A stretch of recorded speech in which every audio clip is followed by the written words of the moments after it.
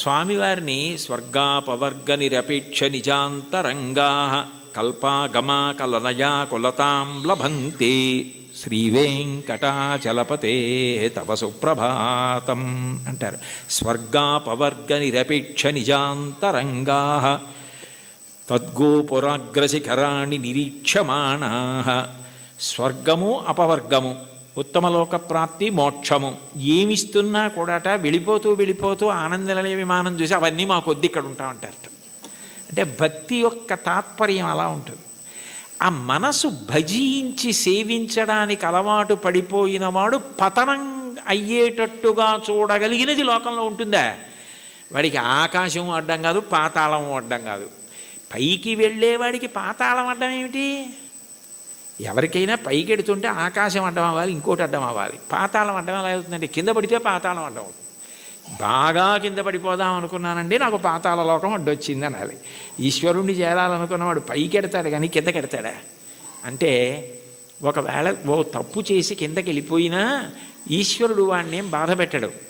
వాడిని మళ్ళీ పైకెత్తే పూచి ఆయనే తీసుకుని పైకెత్తుతాడు. అందుకని పాతాళం అవడం అవదు, కింద పడ్డా కూడా వాడికి అంత కింద పడ్డా అంత పైకి ఎక్కుతాడు. దానికి ఉందా అంటే ఉంది. ఉదాహరణ బలిచక్రవర్తే ఉన్నాడు. అంత ఇంద్రుణ్ణి గెలుద్దామనుకున్నవాడు గెలవలేక గురువుగారిని శుక్రాచార్యుల వారిని పట్టుకుని విశ్వజిత్ యాగం చేసి అగ్నిహోత్రంలోంచి బంగారు రథం, గుర్రాలు, గొప్ప గొడుగు, అక్షయబాణ తూణీరాలు, ధనస్సు అన్నీ పొంది ఇంద్రుణ్ణి ఓడించి అంత గొప్పవాడైతే ఇంద్రుడు బృహస్పతి దగ్గరికి వెళ్ళాడు. ఆయన గురువుగారు శుక్రాచార్యుల వారిని ఆశ్రయించాడు. నేను మా గురువుగారు మీ దగ్గరికి వచ్చాను, నేను ఎలా ఓడించాలి బలిచక్రవర్తిని అని అడిగాడు. నేనా శుక్రుడా వదిలేయి, గురువుల అనుగ్రహం పొందిన వాణ్ణి పాడు చెయ్యగలిగిన వాడు ఉండడు. బలమునవానికి వృద్ధి వచ్చే గురువుగారి మాటల వల్ల వృద్ధిలోకి వచ్చాడు. వారి పాటింపకిక మీద వాడి చెడును. ఒకనాడు గురువుగారి మాట వినడవు, అప్పుడు పాడైపోతాడు. అప్పటి వరకు నువ్వు ఎదురు చూడంతే. గురువుగారి మాట వినకుండా ఎప్పుడు ఉంటాడో అప్పటి వరకు ఎదురు చూస్తూ ఉండన్నాడు. గురువుగారి మాట వినకుండా చేయగలిగిన వాడెవరు? ఆ తెలివితేటలు ఒక్క విష్ణువే. అందుకే ఆయన వామనమూర్తిగా వచ్చాడు. వచ్చి 3 అడుగులు చాలన్నాడు. 3 అడుగులు ఏమిట్రా బాబు, నేను మహారాజుని, నువ్వు ఏమైనా అడుగు, గొడుగు, ఆఖరికి నీకు నేను ఏవైనా పెద్ద పెద్దవి ఇస్తాను తప్ప ఇది ఎక్కడి ప్రారంధం, నువ్వేమో 3 అడుగుల నేల ఇమ్మంటా ఏమిటి? 3 అడుగుల నేల అడక్కు, ఇంకేమైనా అడుగని పాపం ఎన్ని అడిగాడు. వరచేలములో, మాడలో, ఫలములో, వన్యంబులో, గోవులో, హరులో, రత్నములో, రథములో, విరుష్ణాన్నమో, కన్యలో, కరులో, కాంచనమో, నికేతనములో, భూములో, ధరణీఖండమో కాక ఏమడిగేదో ధాత్రి సురేంద్రోత్తమ, ఏం కావాలో అడుగన్నాడు.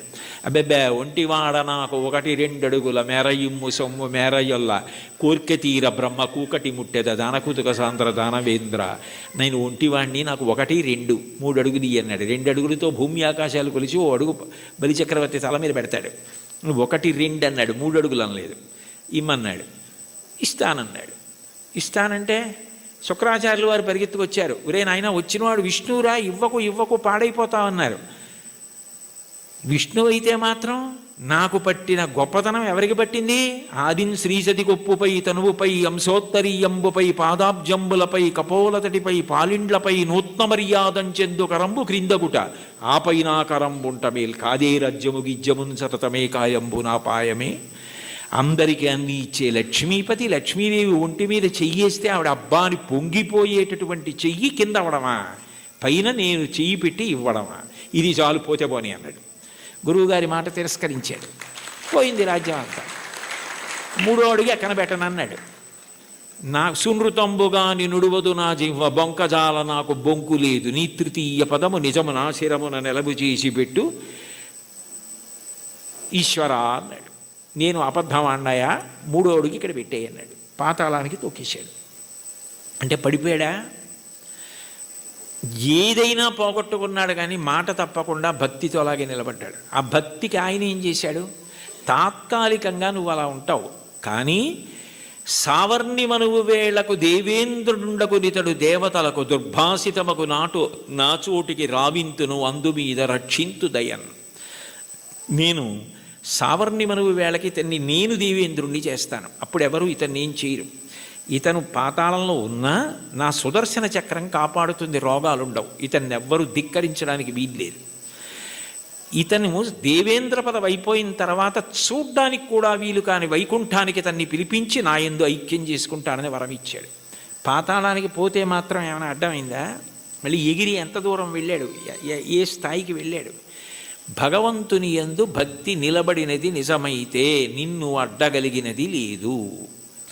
అటువంటి వాడికి కైలాసమే కనపడినా బ్రహ్మలోకమే కనపడినా త్రోవలో వెళ్ళిపోతున్నప్పుడు ఒక వ్యక్తి దాహం తీర్చుకోవడానికి ఆగి ఒక్కసారి చలివేంద్రంలో నీళ్లు తాగి వెళ్ళిపోయినట్టు ఆగి చూసి వెళ్ళిపోయే లోకాలే తప్ప అబ్బాయి ఇవి బాగున్నాయని వాడు ఆగిపోడు. అవే బ్రహ్మలోకం. కైలాసాదులు కూడా ఆయనకి త్రోవలోకి వచ్చినా అమరావతి వచ్చినా స్వర్గమే వచ్చినా ఆయన ఆగడం. ఎందుకంటే ఆయన దృష్టి అంతా ఎప్పుడూ భగవంతుని యందు రమిస్తూ ఉంటుంది, ఆయన ఎందే కలుస్తాడు. దానికి కావలసినది సద్గురు బోధ అంటారు. చెప్పకుండా చెప్పడం, అన్యాపదేశోపదేశము అని పైకి చెప్పకుండా చెప్పడం. నేర్చుకోవలసినది ఏమిటంటే ఎప్పుడూ భగవంతుణ్ణి స్మరించగలిగినటువంటి మనసుని నీలో నువ్వే పెంపొందించుకో. ఉద్ధరేణ ఆత్మనాత్మానం ఆత్మానవసాదయేత్ ఆత్మైవరాత్మనా బంధు ఆత్మైవ రిపురాత్మన. నిన్ను నువ్వు ఉద్ధరించుకోవాలి. నీకు ఆకలిస్తే నువ్వు అన్నం తినాలి, నీకు నిద్ర వస్తే నువ్వు నిద్రపోవాలి. నిన్ను నువ్వు ఉద్ధరించుకోవాలి. నీకు నువ్వే మిత్రుడు, నీకు నువ్వే శత్రువు. నీ మనసు లౌకిక విషయముల యందు మాత్రమే అనురక్తమైతే నిన్ను బాగు చేయగలిగిన వాడు ఎవ్వరూ ఉండడు. నీ మనసు భగవంతుని యందు రమించడం అలవాటైతే నిన్ను ఎవ్వరూ ఉద్ధరించక్కర్లేదు. అది నీ అంత నువ్వుగా ఆ భక్తికి ముహూర్తాలు ఉండవు. వచ్చే ఏకాదశి నుంచి భక్తిగా ఉంటానండి అంటే అదేమైనా శంకుస్థాపన గృహప్రవేశమా? భక్తిగా ఉండడం అన్నది మనసులో భగవంతుని యొక్క చింతన చేత వస్తుంది. ఎంతటి మహోపకారి అన్న భావన అది కలిగితే ఆయన ఆరాధన యందు లౌల్యము కలుగుతుంది. ఎప్పుడెప్పుడు ఆరాధిస్తానా, ఎప్పుడు కాళ్ళు కడుగుతానా, ఎప్పుడు అర్ఘ్యమిస్తానా, ఎప్పుడు ఆచమనీయమిస్తానా అని మనసు కొట్టుకుపోతుంది. అర్చాలౌల్యా సంతతం చంద్రమౌళే పౌనఃపుణ్యం విష్ణునాంనాంచ పాఠ ఏకం చాసౌ బోధతే దేవతానాం అంటారు మహాస్వామి వారి గురించి. అటువంటి స్థితి కలుగుతుంది. కాబట్టి అటువంటి వాడికి ప్రతిబంధకమేది, ఆపగలిగినది ఇది, అది నేర్చుకో అని చెప్పడం అన్యాపదేశం ఉపదేశం. అంత గొప్ప కీర్తన. పరమ భాగవతోత్తములై భగవంతుణ్ణి చేసిన స్తుతి పాఠాలలో కూడా ఇటువంటివి పద్యాలు శ్లోకాలు కనపడుతుంటాయి. ఈ కీర్తనకి సంబంధించినంత వరకు ఎదురుగుండా ఉన్నటువంటి వెంకటేశ్వరుణ్ణి, తిరుమలలో విరాజమానుడైన వెంకటేశ్వర స్వామి వారి ఎదుట నిలబడి, అది కేవలం ప్రతిమ అన్న భావన కాకుండా ఆయన వెంకటేశ్వరుడే, ఆయన సాక్షాత్తు శ్రీమన్నారాయణుడే అన్న భావనతో అన్నమాచార్యుల వారు మాట్లాడుతున్నటువంటి కీర్తన. అంటే యద్భావం తద్భవతి. అసలు ముందు మనం ఆరాధన చేసే మూర్తి అది విగ్రహం కాదు, అది పరమాత్మ అన్న భావన మనకుంటే పరమాత్మగానే ప్రతిస్పందిస్తాడు. వెంకటేశ్వరుణ్ణి దర్శించినటువంటి అన్నమాచార్యుల వారు ఆయన సాక్షాత్ శ్రీ మహావిష్ణువే అన్న ఉద్దేశ్యంతో ఆయనతో మాట్లాడుతున్న కీర్తన. అందుకే నేను నువ్వు నన్ను చూచి నువ్వు అన్న మాటలతో ఆయనతో మాట్లాడుతున్న సంబోధనతో ప్రారంభమైంది. అందులో అంటారు, నన్ను చూచి హరి నువ్వు నవ్వకుండేవా. నన్ను చూసి నువ్వు నవ్వకుండా ఉండలేవు, నాకు అర్థమైంది. అయితే నవ్వడం అనేటటువంటి మాటలో పరిహాసం చేయడం ఒక ఎత్తు. అంటే నువ్వు చేసేది తప్పు, నువ్వు చేసేది సరైన పని కాదు, అయోగ్యమైనది, అనౌచిత్యమైనది అన్నప్పుడు పరిహాసాస్పదంగా ఆయన నవ్వడం వేరు. వెంకటేశ్వరుడి నవ్వు శుచిస్మిత. రామాయణంలో అంటారే, తృణమంతరథ కృత్వా ప్రత్యువాచ శుచిస్మిత అంటారు. ఒక కన్నతల్లి పసిబిడ్డడి యొక్క అమాయకత్వానికి ఎంత శుద్ధమైన నవ్వు నవ్వుతుందో, ఎంత పవిత్రమైన నవ్వు నవ్వుతుందో, భగవంతుని యొక్క నవ్వు అంత పవిత్రంగా ఉంటుంది మనం చేసే అమాయకపు పనులు చూసి. తల్లి ఏదో వేడిగా ఉన్నటువంటి పాయస పాత్ర అక్కడ ఉంటే పిల్లవాడు వెళ్ళి నేను తినేస్తానని పాయస పాత్రలో చెయ్యి పెట్టబోతే, నువ్వు తినలేవురా, అది చాలా వేడిగా ఉంది, నేను చల్లారి పెట్టి పెడతానని చెప్పి ఎంతో ప్రేమగా నవ్వి వాడిని దూరంగా పెట్టి ఉప్పుని ఊది చిన్న చిన్న ముద్దలు వాడి నోట్లో ఎంత ప్రేమతో తినిపిస్తుందో, అంత ప్రేమతో నవ్వుతాట భగవంతుడు. అందుకని భగవంతుని యొక్క నవ్వు శుచిస్మిత, మందహాసం, చిన్న నవ్వు నవ్వుతాడు అని. అందుకని మూకశంకరులు మందస్మిత శతకం చేశారు. 100 శ్లోకములు ఆయన నవ్వు మీద చేశారు, అమ్మవారి నవ్వు మీద. అటువంటి భగవంతుడు దేనికి నవ్వుతున్నాడు అన్నమాచార్యుల వారిని చూసి అంటే, ఆయన నేను ఈ మార్గం పట్టుకున్నాను కాబట్టి నేను తరిస్తాను అని అనుకుంటున్న వాళ్ళని చూసి నవ్వుతాట. ఎందుకని అంటే, ఏ మార్గం మీరు పట్టుకున్నా అది ఎక్కడ వరకు తీసుకెళ్ళగలదు అంటే భగవంతుడు ఉన్న చోటుకి తీసుకెళ్ళగలదు. భగవద్ దర్శనం చేయించలేదు. మీకు అదేదో నేను గొప్ప కోసం చెప్పట్లేదు, ఉదాహరణ మీకు బాగా పట్టుకోవడానికి చెప్తున్నాను. మీకు నన్ను చూడాలి అని అనిపించింది అనుకోండి, ఆయన ఎక్కడ ఉంటారండి అని అడుగుతారు. ఏదో పలానా చోట ఉంటారండి అని చెప్పారనుకోండి, మీరు అక్కడికి రాగలరు. కానీ తలుపు తీసి మా అబ్బాయి ఇవాళ ఆయన ఎవరిని చూడాలనుకోవట్లేదండి, ఆయన ఏదో చదువుకుంటున్నారు, నేను ఎవరిని చూడనని చెప్పారు అన్నారనుకోండి, మీరు చూడగలరా నన్ను? సాధ్యం కాదు. కానీ ఎవర్రా అని నేను అడిగాను అనుకోండి, వాడు వచ్చి నాకు ఏదో చెప్పాడు అనుకోండి, సరే ఉండు 5 నిమిషాలు చూసి వస్తాను అని నేను వచ్చాను అనుకోండి, నేను మిమ్మల్ని చూడాలని వస్తే మీరు నన్ను చూడగలరు తప్ప మీరు చూడాలని వస్తే నా చేత మీరు చూడబడలేరు, మీరు నన్ను చూడలేరు. మీరు నన్ను చూడడం మీ చేతిలో లేదు, నా చేతిలో ఉంది. ఇంత చిన్న విషయమే అలా ఉంటే భగవద్ దర్శనం, భగవద్ అనుభవం మనం పట్టుకున్న మార్గం వల్ల ఫలితంగా వస్తుంది. అదేనా కర్మ?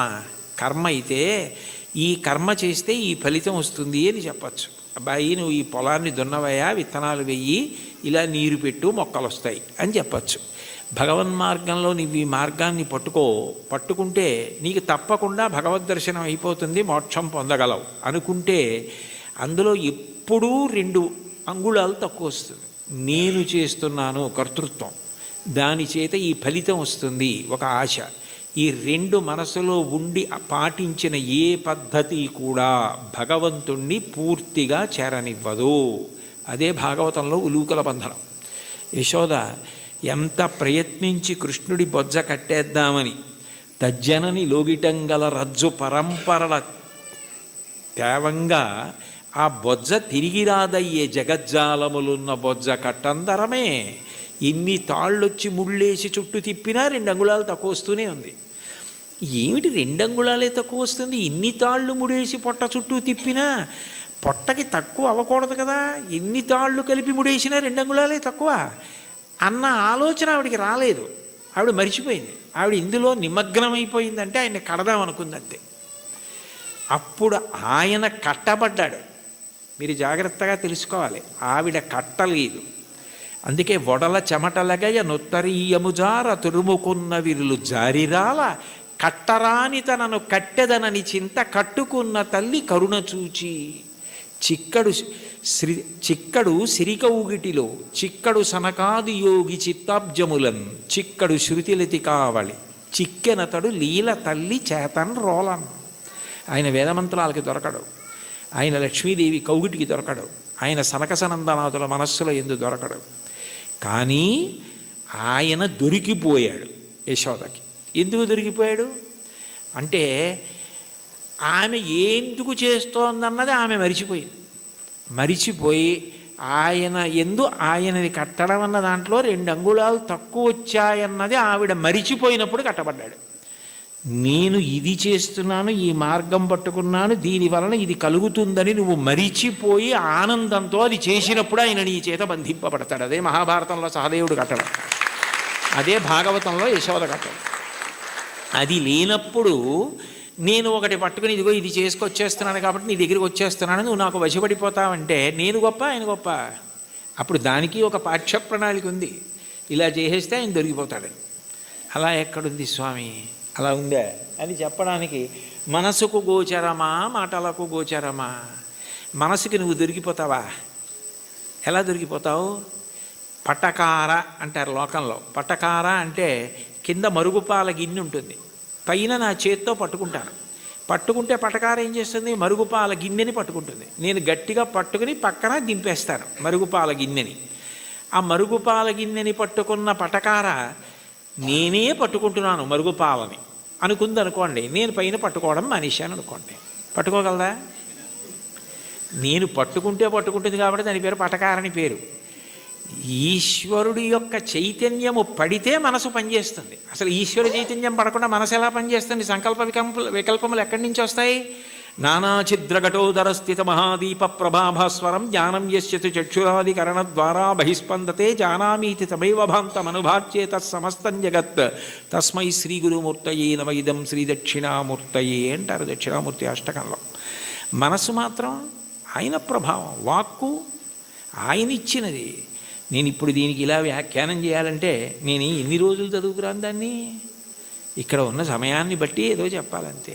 నాకేదో భావన వచ్చిందనుకోండి, ఆ భావన నాలో కదిలినప్పుడు మూలాధార చక్రం దగ్గర నుంచి పైకొచ్చిన గాలి బ్రహ్మరంధ్రం దగ్గరికి వెడితే నువ్వు అట్లా నిర్గమించకూడదు, సమయం రాలేదని వెనక్కి తోసేస్తే నోటిలోకి వచ్చి నిలబడిన వాయువుని నాలుక కదిలి నొక్కితే సొట్టలు పడి గాలి అక్షరములై నా నోట్లోంచి బయటకు వస్తున్నప్పుడు అక్షరములు పదములై పదములు వాక్యములై నా భావనని పట్టుకుని ఆకాశగతమై వచ్చి మీ చెవులలోంచి లోపలికి వెడితే నా భావాలు మీ భావాలు అవుతున్నాయి. సభాభ్య సభాపతిభ్యశ్చ భో నమో నమో. అది చేస్తున్నవాడెవరు? నేను మాట్లాడుతున్నానంటే అర్థం ఎక్కడుంది దానికి? ఇది నేను వెళ్ళిపోయిన తర్వాత నేనే చెప్పాను వ్యాఖ్యానం అంటే, ఇది అది చెప్పింది, నేను చెప్పింది అది చెప్పింది. ఇది నాకు మైకు, నేను ఆయనకి మైకు. లోపలుండి ఆయన చెప్తే నేను మైకు తప్ప నేను చెప్పడం ఏంటి? అది తెలిసిన్న వాళ్ళు నేనన్న మాట అనలేదు. పలికెడిది భాగవతమట, పలికించు విభుండు రామభద్రుండట. నే పలికిన భవహరమవునత, పలికెద వీరుండుగాథ పలుకగనేలా. నా స్వాతంత్రం ఎందుకు? ఆయన ఏది పలికిస్తే అది పలుకుతాడు తప్ప నేనన్నది ఏం లేదన్నారు పోతన గారు. ఏమిటి అంత భాగవతాన్ని ఆంధ్రీకరించిన మహానుభావుడు. కాబట్టి దీనికి ఇది మార్గం అన్నది ఎక్కడుంది అసలు? ఈ మాటల చేత ఆయన వశపడిపోతాడు. నేను ఇన్ని ప్రవచనాలు చేశాను కాబట్టి నేను ఖచ్చితంగా భగవంతుణ్ణి చేరిపోతాను అని ఎట్లా చెప్తావు? ఆయన అనుగ్రహం నీ చేత మాట్లాడించింది. నీవు మాట్లాడడంలో నిన్ను నువ్వు మరిచిపోతే, మాట్లాడడం నీ నిప్పి మరిచిపోవడానికి, నీ బాధ మరిచిపోవడానికి కూడా కారణమైపోతాయి. నిజంగా నీకేదో నొప్పిగా ఉంది, అయినా మాట్లాడడంలో నువ్వు ఆ నొప్పి మరిచిపోతున్నావు అంటే అన్నీ మరిచిపోవడానికి నీకున్నది సాధనం అయిపోతాయి. అప్పుడు ఈశ్వరుడు వశపడతాడు తప్ప ఇది నాకు మార్గము, దీనికి ఇది ప్రయోజనము అని అనుకున్నంతకాలం నువ్వు వశపడతావా స్వామి? అంత అమాయకుడివా? అది సాధ్యమా? అంటే ఆ మైమరుపు రావాలి. అందుకే మీరు చూడండి, తన్మయుడైపోయాడండి అంటారు. తన్మయుడైపోయాడండి అన్న మాటకు అర్థం ఏమిటి? తత్ యందు మయమైపోయాడు. ఏమంటే మరి దొంగ మీ జేబులోంచి డబ్బులు తీసేస్తుంటే మీకు తెలియలేదా అన్నారనుకోండి, ఆ శోభారాజు గారు కీర్తన పాడుతున్నారండి, దాంట్లో తన్మయం అయిపోయానంటాడు. అంటే మనసంతా ఆవిడ కీర్తన యందు మగ్నం అయిపోయింది. దొంగ జేబులో చేయి పెట్టడం కానీ డబ్బులు తీయడం కానీ తెలియలేదు. చర్మానికి స్పర్శ ఉండదా? ఉంది. కానీ ఎందుకు తెలుసుకోలేకపోయింది? అంటే మనసు పాట యందు తన్మయం అయిపోయింది. అలా నువ్వు ఏది చేస్తున్నావో దాని ద్వారా నువ్వు తన్మయం అయిపోతే అప్పుడు ఈశ్వరుడు వశపడతాడు తప్ప ఇది నేను ఇంత బాగా చేస్తున్నానని నువ్వు నీకు పొగుడుకోవడం అలవాటైపోతే, ఇది నేనే చేస్తున్నాను అనుకుంటే నువ్వు బాగా చేసుకుంటున్నావు కదరా, చేసుకో అంటాడు. అది తన్మయానికి కారణమై, అందుకే చిట్ట చివరికి ఏదైనా ఎక్కడికి వెళ్ళాలి అంటే మౌనమునందు పర్యవసించాలి. చిట్ట చివరికి సంగీతము నాదమునందు, శబ్దం ఎక్కడ పుడుతోందో అక్కడ లయమైపోతుంది. నాదతను మనిషం శంకరం అంటారు త్యాగరాజస్వామి. అందుకే ఆ నాదము శంకర శరీరము, దాని యందు లయం అవ్వాలి. ఇక్కడ ఉన్నారు కదా మంజు భార్గవి గారు, శంకరాభరణంలో ఆయన ఏదో ఉరిమి ఉరుములు మెరిసే మెరుపుల చిరుచిరు నవ్వులు కాబోలు, సరిసరి నటనలు కాబోలు అని పరవశాన శిరసు గంగా ధరకు జారెన శివగంగ నాగానలహరి నువ్వు మునుగంగా అని పరవశించిన పరమశివుడు తల కిందకి జింపి చూస్తేట గంగ కింద పడి ఈయన తడిసిపోయేట, ఈయన గానలహరిలో ఆయన మురిగిపోయేట. అప్పుడు ఒక్క క్షణం ఆగిపోయాడు అనుకోండి, అప్పుడు నాదోపాసన చేసిన వాడను నీవాడను నేనైతే. అది నాదమునందు ఉపాసన. మౌనమునందు వెళ్ళిపోవాలి. శ్రీశైల శృంగకుహరేషు కదోపలప్స్యే గాత్రం యదామలతా పరివేష్టయంతి కర్ణే యదాహ విరచయంతి ఖగాశ్చ నీడాస్. అప్పుడు వీడు కదలడు అని నమ్మకం వచ్చి తీగలు చుట్టుకుంటాయి. వీడు కదలడు అని నమ్మకం వచ్చి పక్షి చెవుల్లో పుల్లలు పెట్టి గూడు పెడుతుంది. వీడు కదలడు అని నమ్మి పక్షులు వాసం చేసి గుడ్లు పెట్టి పొదిగి అరుస్తాయి. అయినా కదలడు. ఎందుకనంటే తన్మయుడై ఉన్నాడు. అది సమాధి స్థితి. ఆ స్థితికి వెళ్ళినవాడు అనుభవిస్తున్నాడు ఈశ్వరుణ్ణి. వాడు జీవన్ముక్తుడవుతున్నాడు. వాడి శరీరము పడిపోయినప్పుడు విదేహమోక్షాన్ని పొందాడు. శరీరం పోయింది, ఇంకా అంతటా పరివ్యాత్మమైన ఆత్మ అయ్యాడు. ఆ తన్మయావస్థ పొందడానికి ఇది సోపానము కావాలి తప్ప ఇది నాకున్న ప్రజ్ఞాని నాకు నేను 10 మాటలు మిడిసిపడడానికి కారణమైనంత కాలము ఈశ్వర నిన్ను చేరడానికి ఎట్లా హేతు అవుతుంది? నువ్వు నవ్వవా నన్ను చూసి? అయ్య పిచ్చాడా అని అమాయకుడైన బిడ్డను చూసి తల్లి నవ్వినట్టు నవ్వుతాడు. అయితే ఏ తల్లి నవ్విందో ఆ తల్లే పాయసం పడితే నవ్విన పరమాత్మ ఏం చేస్తాడు? తద్దోషాన్ని దిద్దుతాడు. ఇది నీ ఎందు పోవడానికి నేను దిద్దుతానంటాడు.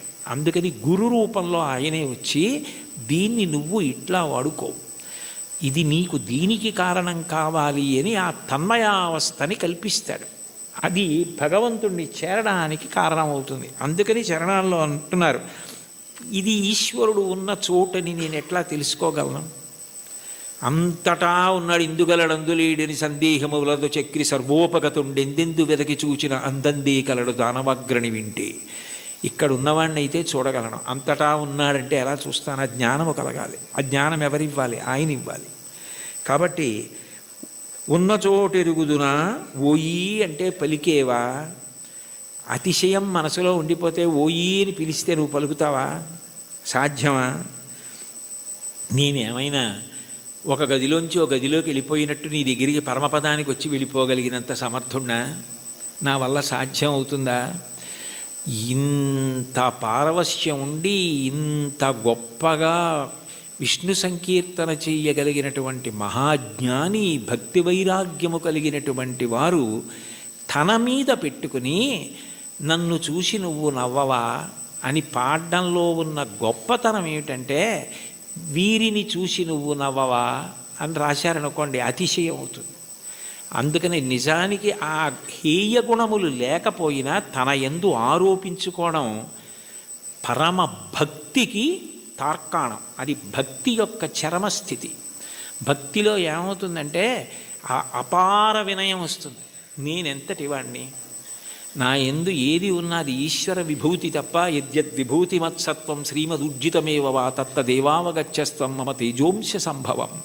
నా యందు ఏ తేజస్సున్నా అది ఈశ్వరుడి అనుగ్రహం. ఆయన తేజస్సు తప్ప నాది కాదు. ఆయన ఉపసంహారం చేస్తే ఎంతసేపు? ఆయన అనుగ్రహించాడు కాబట్టి నడుస్తోంది అన్న వినయం ఎక్కడుంటుందో అక్కడ అనుగ్రహం ఉంటుంది. అందుకే మీరు చూడండి, మహాత్ములైన వారెవ్వరూ ఈ వినయం తప్పరు. అంతటి మహానుభావుడు శంకరాచార్యులు వారు పశుమాం సర్వజ్ఞ ప్రథిత కృపయా పాలయ విభో అన్నారు. నేను పశువుని, నువ్వు పశుపతివి అన్నారు.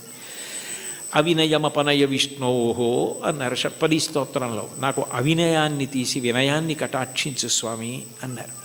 భాగవతోత్తముల యొక్క గొప్ప గుణం ఏమిటంటే ఎప్పుడు వారు ఇది నాది అన్న భావన పొందరు. వారికి అన్నింటికన్నా చదవడానికి భయమైంది ఏమైనా ఉంటే ఏంటంటే సన్మానపత్రం. ఎందుకంటే అది చదువుకుంటే నేను ఇంత వాణ్ణని ఏమైనా అభిప్రాయాలు ఏర్పడిపోతాయేమో అని భయపడి కనపడకుండా దాచేది ఏదైనా ఉంటే సన్మానపత్రమే తప్ప ఇది నా యందు ఉన్న విభూతి నా గొప్ప అని అనుకుంటే దూరం జరగడం అవలా. అది ఆయన నన్ను లాక్కోవడానికి కట్టుకున్న తాడు. ఆయన తాడు కట్టి నన్ను లాక్కుంటున్నాడు. అంటే రాగస్వరూప పాశాఢ్య, ఈ రాగము తీసి ఆవిడ భక్తిపాశం వేసి తన దగ్గరికి లాక్కుంటోంది. నాకే ఉంది? ఏమీ లేదు. నేనేం పెద్ద చదువుకోలేదు, మహావిద్వాంసుణ్ణి గాను, సమస్త శాస్త్రములు తెలిసున్నవాణ్ణి గాను. అయినా వీడెలా తరించాలి? అందుకని వీడికి ఏదో 4 మాటలు మాట్లాడడం అన్న లక్షణాన్ని ఇస్తే తగుదునమ్మా అని బయలుదేరుతాడు. ఏదో 1 గంటన్నర మాట్లాడతాడు. ఇది అడ్డు పెట్టి నా దగ్గరికి లాక్కుంటానని ఆయనే ఆ పాశం వేసి తన దగ్గరికి లాక్కుంటున్నాడు. ఇదంతా నాదే అంటే నేను మాట్లాడకపోతే ఈ మైక్ ఎంతో, ఆయన మాట్లాడకపోతే నేను అంతే. అది తెలుసుకుంటే చాలు. ఆ వినయాన్ని ప్రతిపాదించి ఈశ్వరుణ్ణి చేరడానికి మార్గములు కావు. ఏ మార్గము పట్టినా ఆ మార్గము ద్వారా నువ్వు కాదు కర్తృత్వంతో చేరేది. ప్రీతి పొంది ఈశ్వరుడు ఆక్కోవాలి, ప్రీతి పొంది ఈశ్వరుడు కలుపుకోవాలని గుర్తుపెట్టుకో, వినయాన్ని నిలబెట్టుకో. అది తాత్పర్యం కీర్తనకి. చాలు. ఏకశబ్ద సమ్యజ్ఞాత సృష్టప్రయుక్త స్వర్గే లోకే కామదుగ్భవతి. ఒక్క మాట అంటే మనని ఉద్దేశించి తనని తాను ఉద్దేశించుకుని అంటున్నట్టుగా ఇంకింతకన్నా ఏం కావాలి? హరినామ సౌఖ్యామృతము. అన్నిటికన్నా తేలిక మార్గం ఏమిటంటే భగవంతుని యొక్క నామాన్ని పలకడం. నామము ఏం చేస్తుంది అంటే నామిని తీసుకొస్తుంది. ఇప్పుడు నేను ఇక్కడ కూర్చుని అకస్మాత్తుగా మాట్లాడుతూ శోభారాజు గారు అన్నాను అనుకోండి, ఆవిడ నా వంక తిరుగుతారు. ఎందుకని? నామము నామిని ప్రతిస్పందించేటట్టు చేస్తుంది. భగవంతుని నామము ఒకటే ఉండాలి కదా. ఇప్పుడు నాకు కోటేశ్వరరావు అని పేరు అంతే, కానీ నాకు సహస్రనామాలు ఉండవు కదా. మరి ఈశ్వరుడికి ఎందుకు అన్ని నామాలు?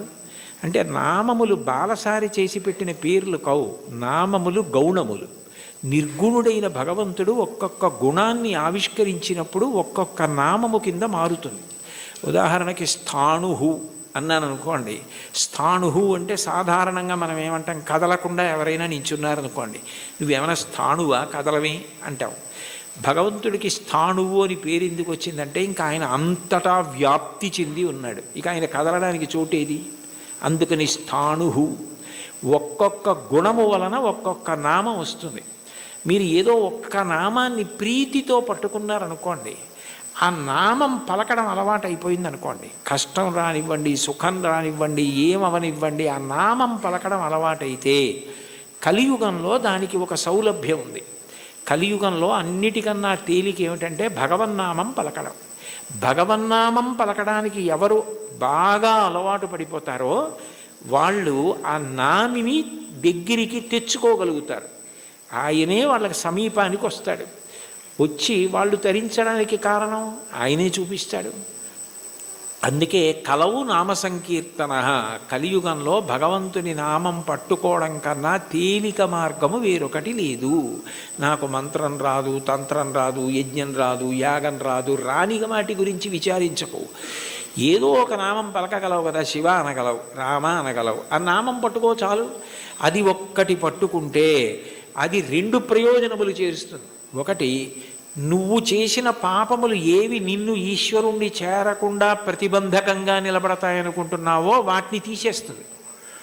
రెండు, ఎవరిని నువ్వు చేరాలనుకుంటున్నావో వాణ్ణి నువ్వు ప్రయత్నపూర్వకంగా చేరడం కాదు, వాడొచ్చి నీ దగ్గర నిలబడి వాడు నిన్ను పొందేటట్టు చేస్తుంది. ఎంత తేలికైంది! అందుకే నామస్మరణ ధన్యోపాయం నహి పశ్యామో భవతరణే. కలియుగంలో ఇంకా నామస్మరణ కన్నా భవతరణానికి, సంసార సముద్రమును దాటడానికి మార్గము లేదు. భాగవతంలో అంటారు, నామము ఎంత తేలిక అంటే బిడ్డ పేరు పెట్టి పిలిచిననైన విశ్రామ కేళినైన మిగుల గేలినైన పద్య గజ్జ గీత భావార్థములనైన కమలనయను తలుప కలుషహరము. మీరు బిడ్డకి పేరు పెట్టుకుని ఏ చక్రి అని పేరు పెట్టుకున్నారు, శౌరి అని పేరు పెట్టుకున్నారు, శౌరి శౌరి శౌరి శౌరి అని పేరు అదే పనిగా బిడ్డ పేరు పెట్టి పిలిచినా అది భగవంతుణ్ణి పిలిచినట్టే ఆయన లెక్కలోకి తీసుకుంటాడు. అందుకే కదా అజామీలుడు మోక్షాన్ని పొందాడు. కాబట్టి బిడ్డ పేరు పెట్టి పిలిచిననైన విశ్రామ కేళినైన, ఆడుకుంటూ భగవంతుడి పేర్లు కొన్ని అవతల వాళ్ళు పెట్టుకుని యువతల వాళ్ళు పెట్టుకుని ఆడుకుంటూ పిలుచుకున్నా సరే భగవంతుడు దాన్ని తన నామం ఉచ్చరించడంగానే స్వీకరిస్తాడు. విశ్రామ కేళినైన పద్య గద్య గీత భావార్థములనైన, ఓ పద్యం ద్వారానో గీతం ద్వారానో అర్థం ద్వారానో మీరు హరినామం, భగవన్నామం, శివనామం, ఏదో భగవన్నామాన్ని పట్టుకున్నారనుకోండి, ఆ నామము చాలు తరింపజేస్తుంది. అది మిమ్మల్ని గట్టెక్కించేస్తుంది. అందుకే అంతకన్నా గొప్పది లేదు, అంతకన్నా మీకున్న ప్రతిబంధకాల్ని తీసేసేది లేదు. ఏది ఈశ్వరుణ్ణి చేరడానికి అడ్డో దాన్ని ఆ నామం తీస్తుంది. అందుకంటారు పోతన గారు భాగవతంలో, బ్రహ్మహత్యానేక పాపాటవులకగ్నికీలలు హరినామ కీర్తనములు, మధుపాన కిల్బిష మదనాగ సమితికి కేసరుల్ హరినామ కీర్తనములు, తపనీయ శౌర్య తమసంబునకు సూర్యకిరణముల్ హరినామ కీర్తనములు, గురుతల్ప కల్మష క్రూర సర్పములకు గేకులు హరినామ కీర్తనములు, మహిత యోగోగ్ర నిత్య సమాధి విధుల అరలు, బ్రహ్మాదిసురులకు అందరాని భూరి నిర్వాణ సామ్రాజ్య భోగ భాగ్య ఖేళనంబులు హరినామ కీర్తనములు. భగవంతుణ్ణి నామాన్ని కీర్తిస్తే బ్రహ్మహత్యాపాతకం, బంగారం దొంగిలించడం, గురువుగారి భార్య పడుకున్న శయ్య మీద పడుకున్న మహాపాతకం, అట్లాగే మధుపానం, మద్యపానం చేసినటువంటి దోషం, ఇన్ని పాపములను హరినామము కాల్చేస్తోంది. కాల్చేసిన కారణము చేత నిత్యశుద్ధుడయ్యాడు. యజ్ఞం చెయ్యాలి, యాగం చేయాలి, పూజ చేయాలి, మంత్రం చేయాలి, జపం చేయాలి, ధ్యానం చేయాలంటే దానికి ఒక ప్రత్యేకమైనటువంటి స్థితి అవసరం. భగవన్నామం పలకడానికి ఏం అక్కర్లేదు. కూలిన చోట, కొట్టబడి కుందిన చోట, మహాజ్వరాదులను ప్రీలిన చోట, సర్పముఖ పీడలు పొందిన చోట, ఆర్తులై తూలిన చోట, విష్ణు భవదూరిని పేర్కొని రేని అక్కాలుని యాతనా వితతి పోనరు కానరు దుఃఖభావములు. కూలినప్పుడు, కింద పడ్డప్పుడు, పాము కనపడినప్పుడు, ఏదో తగిలి పడిపోయినప్పుడు, జ్వరం వచ్చినప్పుడు భగవన్నామం పలకడం అలవాటైనటువంటి వాడు భగవంతుణ్ణే పొందుతాడు. కలియుగంలో భగవన్నామం పలకడం కన్నా తేలికైన మార్గము వేరొకటి లేదు. నీకు హరినామ సంకీర్తనం కన్నా, ఆయన నామం పలకడం కన్నా ముక్తి పొందడానికి కానీ, ఇహమునందు సమస్త సౌఖ్యములను పొందడానికి కానీ వేరొక తేలికైన మార్గం ఉండదు. చూడండి, ఏదైనా ఇచ్చి చాలదా, ఇది సరిపోదా నీకు అంటారు. అంటే ఇంకింతకన్నా ఏం కావాలి? చాలదా? హరినామ సౌఖ్యామృతము. హరినామము అన్న సౌఖ్యామృతం అది. ఆ అమృతం, ఆ నామం పలికిన వాడు ఎవరున్నాడో ఇక వాడు సమస్తమును దాటిపోతాడు. అందుకే బ్రతికియున్నన్నాళ్ళు నీ భజన తప్పను కాని మరణకాలమునందు మరతునేమో, ఆ వేళ యమదూతల ఆగ్రహంబున వచ్చి ప్రాణముల్ పెకలించి పట్టునప్పుడు, కప వాత పైత్యముల్ కప్పగా శ్రమచేత కంపముద్భవమంది కష్టపడుచు, నారాయణాయంచుని నా జిహ్వతో నిన్ను పిలుతునో శ్రమచేత పిలువలేను, నాటికిపుడి నీ నామస్మరణ చేతు, చివునిడవయ్య భూషణ వికాస శ్రీధర్మపుర నివాస దుష్ట సంహార నరసింహ దురిత దూర అంటారు. నామం పలికితే భగవంతుడు అంత ప్రీతి పొందుతాడు. కలియుగంలో నామం చెప్పడం ఇల్లు తుడుచుకోవడం లాంటిది. దుమ్ము పడ్డా పడకపోయినా 2 పూట్ల ఇల్లు ఎలా తుడుచుకుంటారో అట్లా రోజు కాసేపు భగవన్నామం చెప్పడం అలవాటైతే వాడు తరించడానికి అది మార్గం అవుతుంది. అందుకే కంచి కామకోటి పీఠాధిపత్యం వహించిన మహాపురుషులు, అపర శివావతారులు, నడిచే దేవుడిని పేర్గాంచిన 68వ పీఠాధిపతులు శ్రీ శ్రీ శ్రీ చంద్రశేఖరేంద్ర సరస్వతి మహాస్వామి వారు పెద్ద పెద్ద సభలలో వేల జనం మేము డబ్బిస్తాం, పళ్ళిస్తాం, బట్టలు ఇస్తామంటే అవేమీ వద్దు, ఈ పేద సన్యాసి మీ నుంచి కోరుకున్నది మీరు ఇవ్వగలిగినది అడుగుతాడు, అందరూ ఇవ్వగలరు, ఇస్తారా అని అడిగేవారు. ఒక రోజులో 2 నిమిషాల సమయం నాకు ఇచ్చేయండి, ఆ సమయం మీది కాదు కాబట్టి ఆ 2 నిమిషాలు భగవన్నామని చెప్పండి చాలదేవారు. అంటే భగవన్నామం అంత గొప్పది. భగవన్నామం క్రమంగా జ్ఞానం వైపుకి తీసుకెడుతుంది. మీరు రోజు నామాలు చెప్పుకోవడం అలవాటైందనుకోండి, లలితా సహస్రం రోజు చదువుతుంటే కొన్నాళ్ళు పోయాక ఎందుకు అమ్మవారి నామాల్లో రాగస్వరూప పాషాఢ్య క్రోధాకార అంకుశోజ్వల మనోరూపేక్షుకోదండ పంచతన్మాత్రసాయక ఏమిటి ఆ నామాలకు అర్థం అని తెలుసుకోవాలనిపిస్తుంది. ఆ నామాలకు అర్థం తెలిస్తే తత్వం తెలుస్తుంది. తత్వం తెలిస్తే పరవశం కలుగుతుంది. పరవశం కలిగితే మీరు మిగిలినది మర్చిపోతారు. అక్కడ ఈశ్వరుని యొక్క అనుగ్రహం.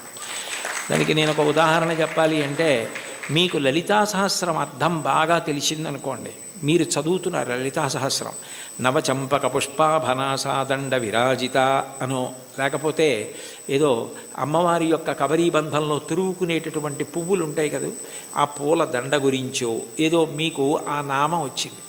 వచ్చేటప్పటికి చంపకాశోక పున్నాక సౌగంధిక లసత్కచ అని నామం వచ్చింది. మీకు అమ్మవారి నల్లటి కబరీ బంధం, దాని మధ్యలో ఉన్న చూడామణి, తలకి అటు ఇటు పెట్టుకున్న సూర్యచంద్రులు, పాపటలో పెట్టుకున్న కుంకం, ఆవిడ ఇలా పెట్టుకున్నటువంటి ఆ చూడామణితో కూరుకున్నటువంటి ఆభరణ విశేషం, అమ్మవారి కబరీ బంధంలో పెట్టబడినటువంటి సింహాచల సంపంగి పూల దండ, అశోక పుష్పాల దండ, ఇవన్నీ కనపడి ఆ కబరీ బంధం వంక మనసు నిలబడిందనుకోండి, మీకు తెలియకుండా మీరు ఏం చేస్తారంటే తర్వాత నామని చెప్పలేరు.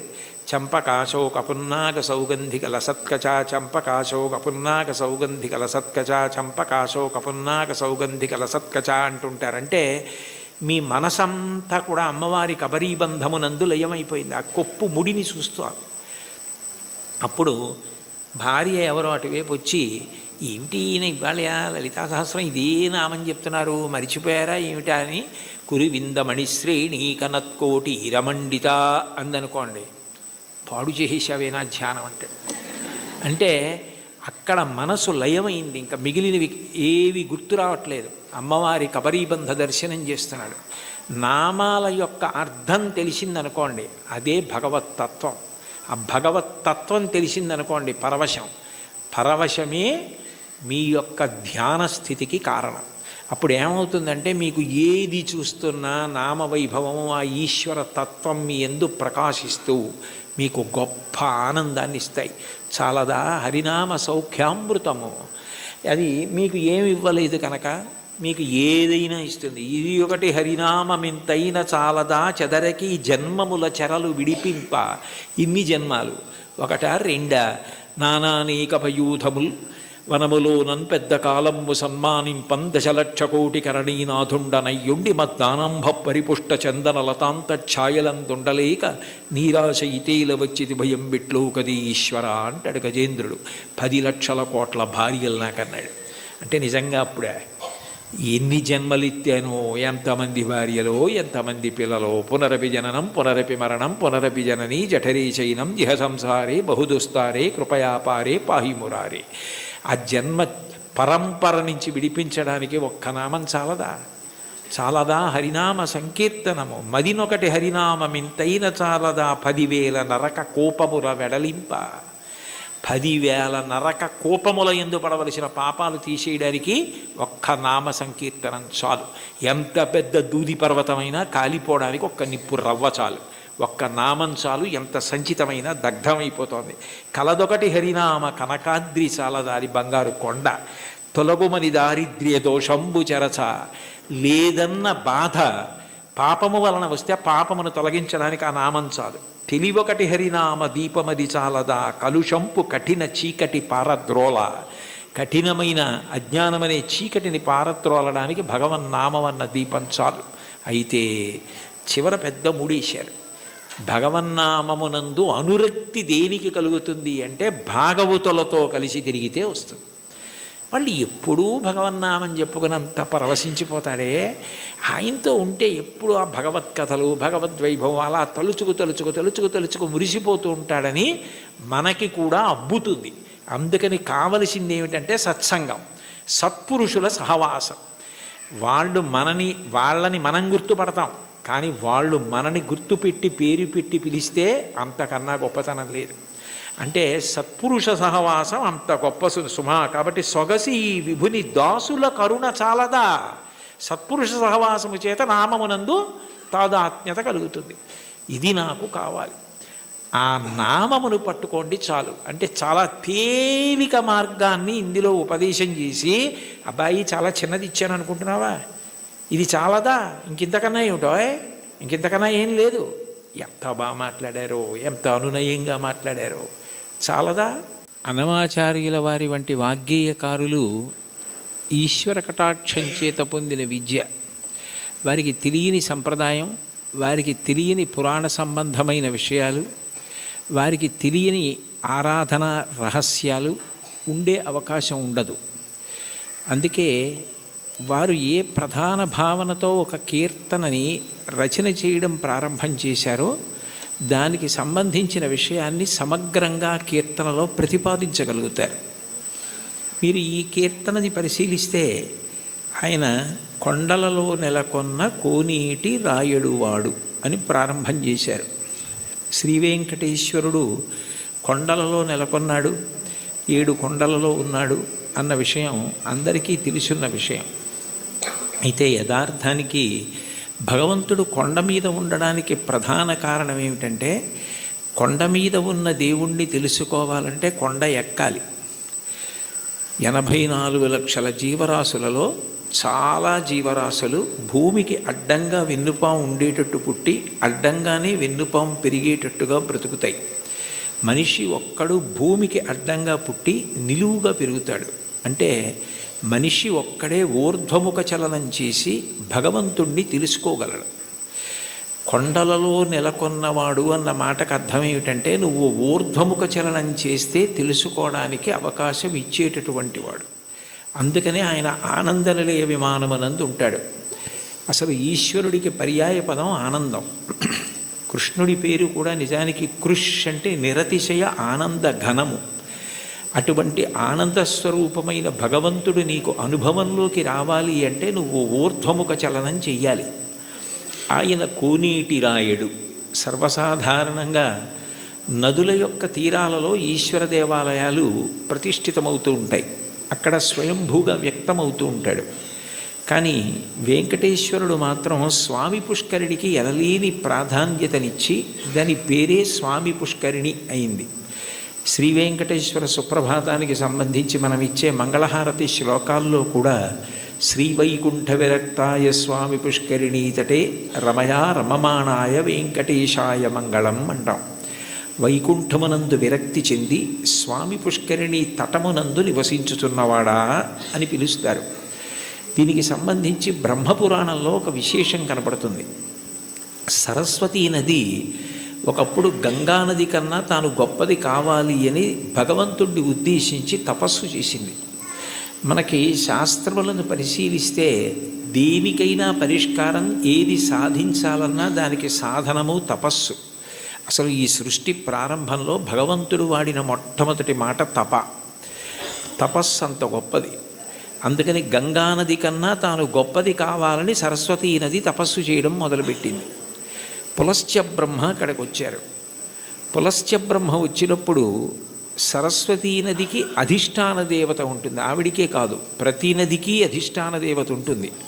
ఆ అధిష్టాన దేవత అనుగ్రహించినప్పుడు ఒక రూపంతో ప్రత్యక్షమై కనపడుతుంది. అందుకే భాగవతంలో పరీక్షిత్ ప్రాయోపవేశం చేసినప్పుడు అమ్మా అని పిలిచిన నరు పొమ్మ అని ముక్తికడకు బుత్తువట, కృపన్ లెమ్మా నీ రూపముతో రమ్మా నాకెదురంగ గంగ రమ్యతరంగా అంటాడు. కాశీఖండంలో శ్రీనాథుడు కూడా గంగ అధిష్టాన దేవత ప్రాణోత్క్రమణమవుతున్న వాళ్ళని వచ్చి ఎలా అనుగ్రహిస్తుందో చెప్తాడు. ప్రత్యక్షమై వచ్చి భాగీరథి గంగ మృదుల హస్తము సాచి మీను నివురు అంటాడు. అటువంటి సరస్వతీ నదికి కూడా అధిష్టాన దేవత ఉంటుంది. ఆవిడ తపమాచరిస్తోంది గంగ కన్నా గొప్పది కావాలి అని. గంగానదికి ఒక ప్రాముఖ్యత ఉంది. ఆవిడ ఒక్కతే త్రిపథగా అంటే 3 లోకముల యందు ప్రవహిస్తుంది. ఆమె స్వర్గలోకంలో ప్రవహిస్తే మందాకిని, భూమి యందు ప్రవహిస్తే భాగీరథి, పాతాళమునందు ప్రవహిస్తే భోగవతి. 3 లోకముల యందు ప్రవహించేది త్రిమూర్తుల యొక్క స్పర్శ కలిగినది గంగానది ఒక్కటే. బ్రహ్మకమండలంలో ఆయన నిత్య వ్యాపారము చేసుకోవడానికి అంటే నిత్యకర్మ చేయడానికి ఉపయుక్తమవుతుంది. ఆదావాది పితామహస్య నియమ వ్యాపార పాత్రీ జలం అంటారు శంకరాచార్యులు వారు గంగాష్టకం చేస్తూ. ఆ తర్వాత బలిచక్రవర్తి వామనమూర్తికి 3 అడుగుల నేల దానం చేసినప్పుడు ఆ వామనమూర్తి భూమిని కొలిచి ఆకాశాన్నంతటినీ కొలిచేస్తూ పెరిగిపోయాడు. ఇంతంతైవటుడింతయై మరియు తానింతై అభోవీధిపై అంతైతో యదమండలగ్రమణ కల్లంతై ప్రభారాశిపై అంతై చంద్రునకంతయి ధ్రువినిపై అంతై మహర్వాటిపై అంతై సత్యపథోన్నతుండకుచు బ్రహ్మాండాంత సంవర్ధియ్యి అని. అలా పెరిగిపోతున్నప్పుడు ఆయన పాదం వస్తోంది. చూడండి, మీ పాదం మా ఇంట్లో పెట్టండి అంటారు. మీ పాదం మా ఇంట్లో పెట్టండి అంటే వాళ్ళ ఇంట్లో కూర్చుని పాదం జాపి వాళ్ళ ఇంట్లో పెడతాడా? కాదు, మీ పాదం మా ఇంట్లో పెట్టండి అంటే మీరు మా ఇంటికి రెండని.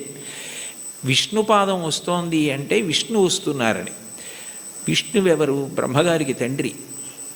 అందుకని బ్రహ్మగారు గబగబా సత్యలోకంలోంచి బయటికి వచ్చి మా నాన్నగారి పాదం బయటకు వస్తోంది, కొడుకుగా మా నాన్నగారు వస్తున్నప్పుడు ఆయన కాళ్ళు కడగడం నా కర్తవ్యం అని తన పుట్టిల్లిద పొమ్మటంచునజుడుం తన్నాభిపంకీరుహంబు నిరీక్షించి నటించి ఉన్నత పదంబున్ గాంచి తత్పాదశీచనముంచేస కమండలూదకములన్ చల్లించి తత్తోయముల్ వినువీధిన్ ప్రవహించే దేవనదిగా విశ్వాత్మ కీర్తి ప్రభన్ అంటారు. బ్రహ్మగారు విష్ణుపాదములు గడిగారు ఆ గంగాజలాలతో. తర్వాత భగీరథుడు తపస్సు చేస్తే గంగ పైనుంచి కింద పడుతున్నప్పుడు మధ్యలో పరమేశ్వరుడు దాన్ని పట్టాడు. భవాంగపతితంతోయం పవిత్రమితి పస్పృశు అంటారు రామాయణం బాలకాండలో. శివుడి యొక్క శరీరానికి అంతటికీ తగిలి గంగ ప్రవహించింది. ముగ్గురు మూర్తుల యొక్క స్పర్శని పొందింది. జహ్ను మహర్షి తాగి బయటికి వదిలిపెట్టారు. తస్మాత్ జహ్నుసుతా గంగా ప్రోచ్యతే జాహ్నవీతి చ అంటారు వాల్మీకి మహర్షి రామాయణంలో.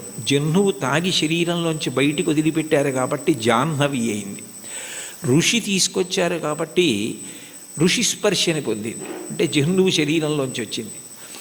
భగీరథుడు రాజర్షి, రాజు తీసుకొచ్చాడు కాబట్టి, ఒక ధర్మం కోసం తీసుకొచ్చాడు కాబట్టి అంత పవిత్రమూర్తి అయి సగరులను ఉద్ధరించింది.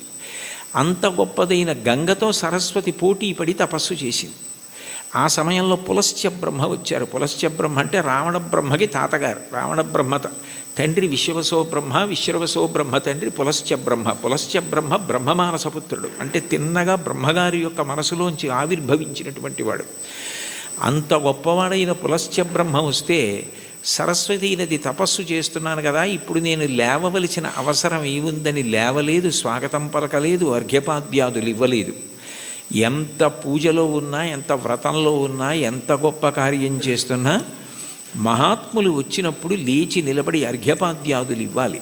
అలా ఇవ్వకపోతే పరమదోషం కలుగుతుంది. గజేంద్రమోక్షణ ఘట్టంలో కూడా ఇంద్రజుమ్న మహారాజు గారు అగస్త్యుడు వచ్చి లేచి నిలబడి నమస్కరించి అర్ఘ్యపాద్యాదులు ఇవ్వని కారణం చేతనే గజయోని ఎందు పుట్టవలసి వచ్చింది.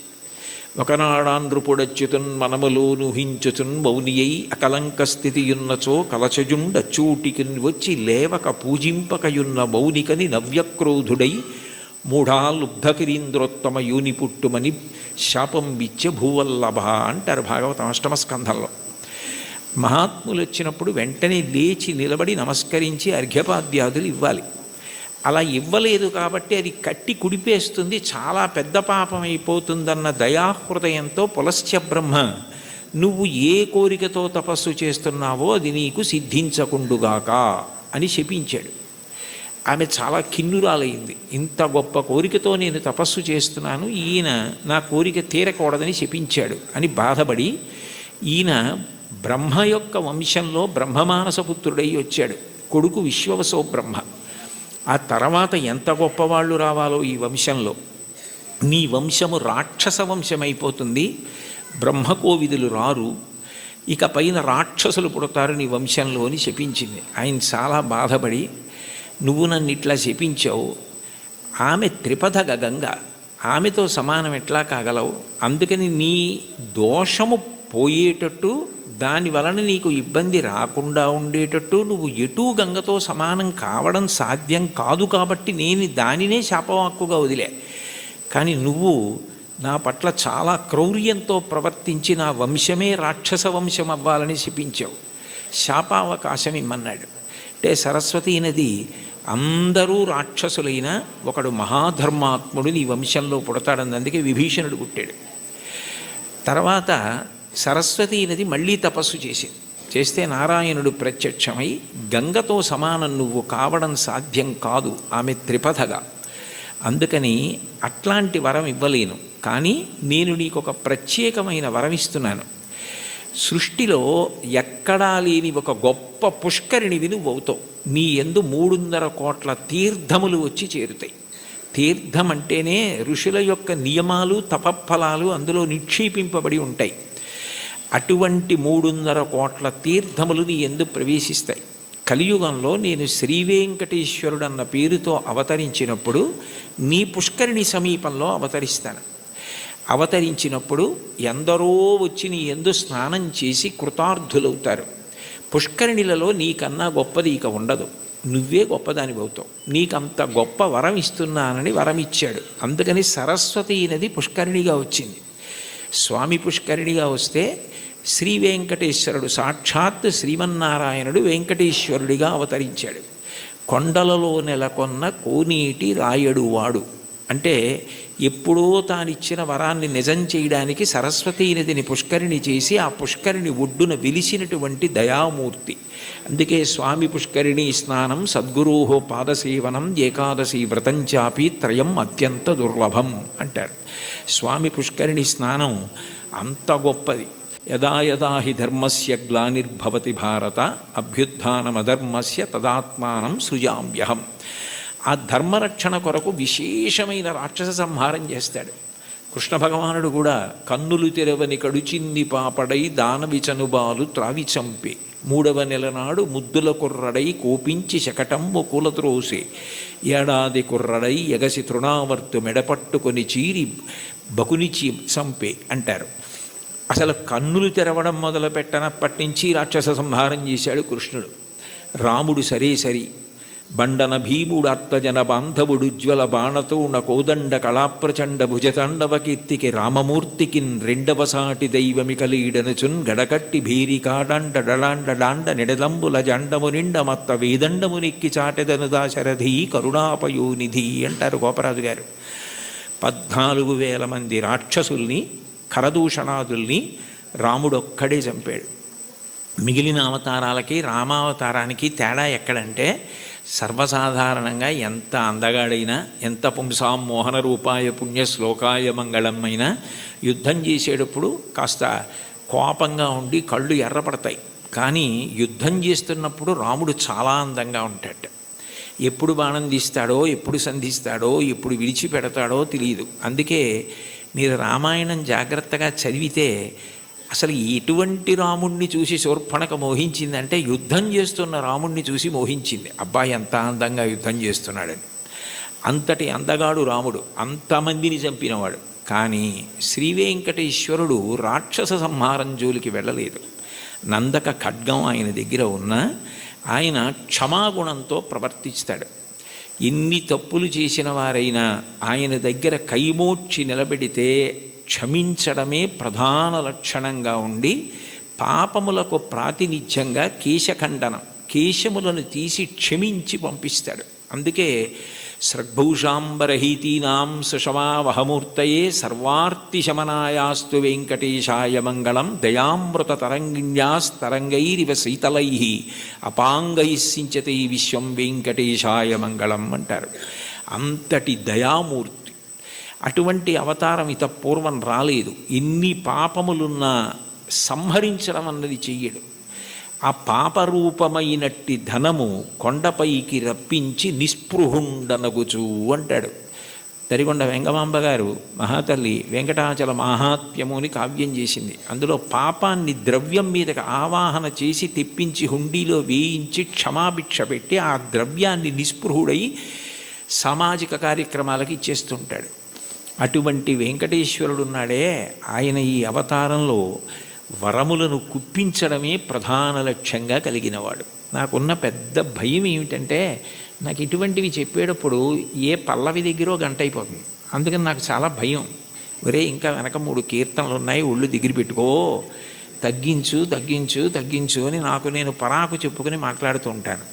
కాబట్టి కొండలలో నెలకొన్న కోనేటి రాయడువాడు కొండలంత వరములు గుప్పెడువాడు. అయితే ఈ మాట అన్నప్పుడు అన్నమాచార్యుల వారు ఆయన యొక్క అనుగ్రహ వైభవాన్ని 3 రకాలుగా ప్రతిపాదన చేశారు. ఆయన భక్తుల్ని అనుగ్రహించడం అన్నది ఏదో తపస్సు చేస్తే నీకేం వరం కావాలి అని అడిగి వాళ్ళకి ఆ వరం ఇవ్వడం కాదు. అసలు అవతల వారు అడగనటువంటి వరాలు, అవతల వారి యొక్క భక్తిని బట్టి ఎంత వశపడిపోతాడు అన్నదానికి పరమాద్భుతమైనటువంటి ఉదాహరణలు కొన్ని చెప్పారు. అందులో మొదటి చరణంలో కురువరతి నంబి, అంతే కదమ్మా, కుండలు చేసిన ఎట్టి కొండలు. ఇందులో మొట్టమొదట ఈ అక్కర్ల నాకు ఉదాహరణ చెప్తే చాలు. కుండలు చేసేటటువంటి కుమ్మరిదాసుడైన కురవరతి నంబి. కుండలు చేసేటటువంటి ఒక కుమ్మరి వృత్తిలో ఉన్నటువంటి వ్యక్తిని ఆయన ఎంత అనుగ్రహించారన్నది ఉదాహరణగా చెప్తున్నారు. తొండమాన్ చక్రవర్తి వెంకటేశ్వరుడికి ఆనందనిలయ విమాన నిర్మాణం చేసిన తర్వాత ప్రతిరోజు బంగారు తులసీ దళాలతో పూజ చేసేవాడు. అసలు వెంకటేశ్వర స్వామి ఈ లోకంలో ఆవిర్భవించినప్పుడు మొట్టమొదట చెప్పిన మాట, ఏకీన తులసి మాత్ర దళీనాపి నరోత్తమ పూజయేద్ భక్తిభావేన తంరక్షామితి మత్పణః. నాకు భక్తితో ఒక్క తులసి దళం ఇస్తే చాలు, అన్యథా నేను ఇంకేం కోరను. నేను కోరుకునేది నేను చెప్పినట్టు బ్రతకడం. ధర్మం అన్న మాటకు అర్థం ఏమిటంటే ఆయన చెప్పినట్టు బ్రతకడమే ధర్మం. దానికి ఫలితం ఏమిటంటే ఆయన సంతోషిస్తాడు. ఆయన సంతోషం కన్నా నాకు ఇంకేం అక్కర్లేదు. ఆయన సంతోషం కోసం నేను ధార్మికంగా బ్రతికితే నాకు చాలు అన్నవాడెవరో వాడు ధర్మాత్ముడు.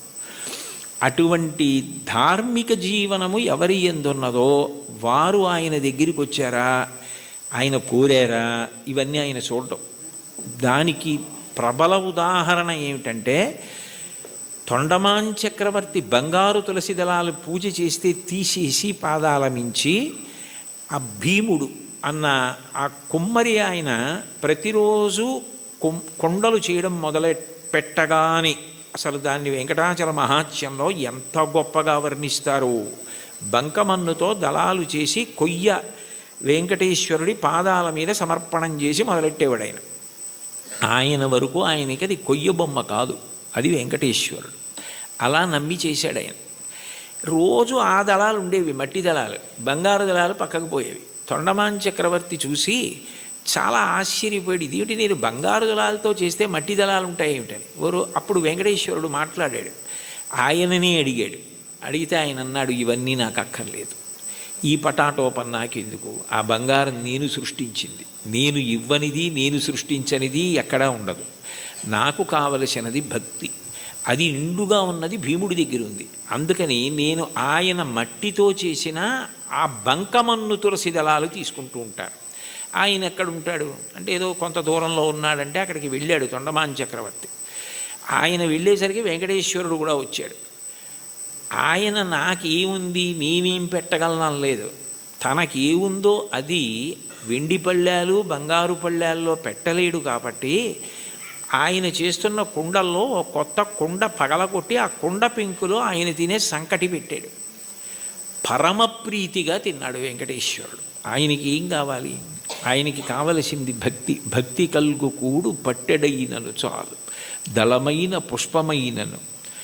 చివరికి సలిలమైన బాయని భక్తిని కొలచిన జనులర్పించిన ఎలమిన్ రుచిరాన్నముగను ఏనుభుజింతున్నంటాడు కుచేలోపాఖ్యానంలో. భక్తితో పెట్టినది ఆయనకు కావాలి, అది ఆయన తిన్నాడు. తిని ఒక వరం ఇచ్చాడు. అసలు నిజానికి ఆ వరం ఆయన అడగలేదు భీముడు. ఆయన మీరు రండి నా దగ్గరికి అడగలేదు, ఆయనే వెళ్ళాడు. వెళ్ళి ఇక పైన నా అవతారం భూమి మీద ఉన్నంత కాలము కూడా నేను తీసుకునే మహానైవేద్యం కుండ పెంకులో ఉంటుంది. అందుకని ఓడు ప్రసాదం అని ఇప్పటికీ కూడా ఆనందనిలయ విమానం లోపల కొత్త కుండ పెంకులోనే ఆయనకి నైవేద్యం అవుతుంది అని అంటారు. అంటే అడగకుండానే అంత గొప్ప వరాన్నిచ్చి భీముణ్ణి భార్యని కూడా దివ్యమైన విమానం ఎక్కించి వైకుంఠానికి తీసుకెళ్ళాడు. బ్రహ్మాదులకు ఆయన మాట తప్ప ఆయన రూపు అసలు దర్శనం అవ్వదంటారు. అలాంటి వాళ్ళని తీసుకెళ్ళాడు. అంటే ఊహించని వరం. కొండలలో ఉన్నవాడు కొండలంత వరం ఇవ్వగలిగినవాడు, ఊహించలేని వరం ఇవ్వగలిగినవాడు. ఆయనను ఇది ఇవ్వండి అని కాకుండా భక్తితో ప్రేమతో ఆయనని పట్టుకోగలిగితే ఆయన ఏదిస్తాడన్న దాన్ని ఊహించడం కూడా నీకు సాధ్యం కాదు. రెండవ చరణంలో తిరుకచ్చినంబి గురించి చెప్తున్నారు. కాంచీపురంలో తిరుకచ్చినంబి అని బాగా స్వామివారికి ఆంతేవాసిత్వం చేసేవాడైన. ఎంత భక్తుడంటే ఇంచుమించు అర్జునుడిలా సఖ్యభక్తి గెలిపోయాడు ఆయన. ఉదయం బాలభోగం అంటారు కదా, ప్రాతకాల నైవేద్యం అయిపోయిన తర్వాత అందరు వెళ్ళిపోయేవారు. వరదరాజస్వామి కాంచీపురంలోని ఉండబోయ్ అని తిరుకొచ్చినంబిని కూర్చోబెట్టుకుని లౌకిక విషయాల దగ్గర మొదలుపెట్టేవారు. కాంచీపురంలో ఆ వీధిలో ఆ ఇంట్లో ఏం జరిగింది, ఇక్కడ ఏం జరిగింది, ఖాళీ ఉన్నప్పుడు మనం ఎలా మాట్లాడుకుంటామో అలా మాట్లాడుకోవడం మొదలుపెట్టి తర్వాత శాస్త్ర చర్చ, వేదాంత ప్రవచనం ఇవన్నీ చేస్తూ ఉండేవారు. ఇద్దరు మాట్లాడుకుంటూ ఉండేవారు. మహానైవేద్యం వరకు ఉండి ఆయన అలా పడుకుంటే ఈయన విసినికర్ర పెట్టి విసురుతూ ఉండేవాడు. ఎప్పుడు చూడండి కంచి గరుడ సేవ అంటారు, అలా ఆయనకి ఎప్పుడు విసినికర్ర పట్టి విసురుతూ ఆయనతో మాట్లాడుతుండేవాడు. మహానైవేద్యం తర్వాత నేను కాసేపు విశ్రాంతి తీసుకుంటానంటే ఆయన పాపం ఇంటికి వెళ్ళిపోయేవాడు. తిరిగొచ్చినవి వెళ్ళిపోయి భోజనం చేసి మళ్ళీ సాయంకాలం స్వామివారి ఆరాధన ప్రారంభానికి వచ్చి మళ్ళీ విసురుతూ ఉండేవాడు ఏకాంత సేవ వరకు.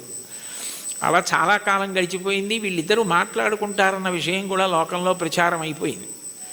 ఒక రోజున మధ్యాహ్న కాలం ఇంకా దగ్గర పడిపోతుంది, ఇంకా మహానైవేద్యానికి వచ్చేస్తారు. నేను వెళ్ళి మళ్ళీ సాయంకాలం వస్తాను స్వామి అని చెప్పి ఈ తిరుకచ్చి నంబి గుడిలోంచి బయటకు వస్తున్నాడు. బ్రహ్మాండమైన వర్షం. ఎలా వెళ్ళాలి? వెళ్ళడం ఆలస్యం అయితే రావడం ఆలస్యం అవుతుంది. రావడం ఆలస్యం అయితే స్వామివారికి విసినికర్ర పెట్టి విసరద్దు, ఎట్లా సేవ ఆలస్యం అయిపోతుంది, ఇంత వర్షం పడుతోంది, ఎలా వెళ్ళడం అని ఆలోచిస్తున్నాడు. ఎవరో ఒక వృద్ధ వైష్ణవుడు ఒక ఆయన వచ్చి, స్వామివారు పంపించారు, మీరు గబగబా ఇంటికి వెళ్ళాలట కదా, నేను గొడుగు పడతాను రెండని చెప్పి గొడుగు పట్టాడు. ఆ గొడుగులో తిరుకచ్చి నంబి ఇంటికి వెళ్ళాడు. మీరు భోజనం చేసి రండి, నేను ఇక్కడే ఉంటాను, సాయంకాలం వాన తగ్గకపోతే మళ్ళీ గొడుగులో తీసుకెళ్తానన్నాడు. అని సాయంకాలం మళ్ళీ గొడుగులో ఆయన్ని తీసుకొస్తున్నాడు తిరుకచ్చి నంబిని. కొంచెం ఆలస్యమైంది వర్షం వల్ల. ఈలోగా సాయంకాలం సేవ కోసం అర్చకులు వరదరాజస్వామి గుడి తీసి తలుపులు తీశారు.